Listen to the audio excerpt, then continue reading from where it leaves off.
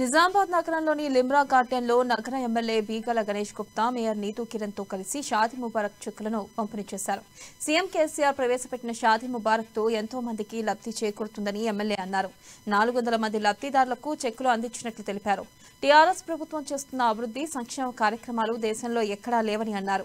గర్భిణీ స్త్రీలకు అంగన్వాడీ కేంద్రాల్లో పౌష్టికాహారం లభిస్తుందని, ప్రభుత్వ ఆసుపత్రిలో డెలివరీ అయితే కేసీఆర్ కిట్తో పాటు 12,000 నగదును కూడా అందజేస్తున్నట్లు తెలిపారు.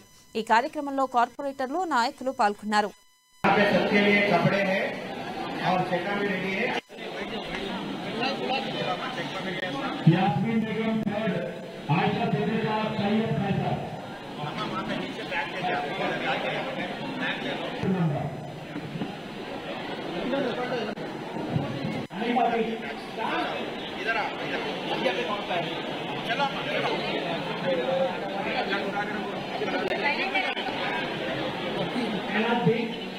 నిజామాబాద్ పట్టణంలో గోదాంలో ఉన్నటువంటి ఫంక్షన్లో షాదీ ముబారక్ బెనిఫిషరీస్కి చెక్కులు అందజేయడం జరిగింది.